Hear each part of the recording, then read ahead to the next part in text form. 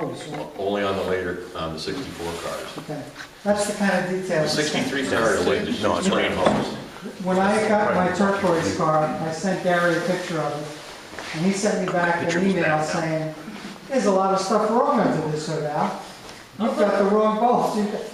He knows the cars, Gary? so, yes. How about the alternator? What? What's that? The Alan. alternator. Yes. Can you move over? Oh, I'm He's sorry. trying to do that. It looks like a 40 amp. Yeah, but it's hanging down instead of sticking up. It's an R1 with no air. Yeah, I think it's Oh, right. mine's R1 with there. Yeah. That's the difference. Okay. Thought you were gonna trip him up, huh? That's so smart. Please do, I get a $200 benefit. Yeah. Okay, let's open it up to questions. Anybody have a question? Well, I have a bunch of questions, Rob, but one of them that is always bugged me, John, I wonder if you could comment on this, is the excitement in, from what I heard when I was still young, pre-orders or interest in ordering Avanti when they introduced it was huge, just tremendous, off the charts. So as they're going through this and they're building, you know, a few a week, I mean, just so, the percentage-wise, so few from what I heard that they had orders for.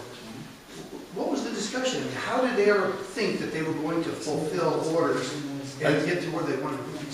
I think they became aware very early. Yeah, there were a couple things at work. Number one, nobody had, for the most part, designed built to put in a production car in a year. That was totally unheard of. And as the backlog or the delays, I'm fortunate I have a lot of correspondence from Lou Minkle, who was the VP sales at that point, effectively. And around December of '63, they had effectively gotten things to the point to where, between being able to do the bodies themselves in South Bend, all the bugs being out, they were ready to rock and roll. And in one of the meetings, Minkle effectively said, we don't want to go on a massive campaign again, because we've already got bitten by the first one. Right. He said, the quote was, the balloon is off the rose. In other words, people that had placed the orders and had waited 4 to 6 months are gone. So I think they knew very early on, because they phased out, they ramped up South Bend to have an alternative production line.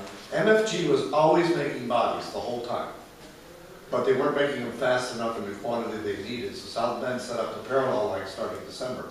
And they got to the point where they could crank out quite a few bodies themselves, but the order bank, starting in January, February '63, they were backlogged probably at, I think it's close to 2,000 cars, and they had basically cleared it by February. But the new orders weren't coming in sufficient quantities, which is why they shut down the South Bend line. So at that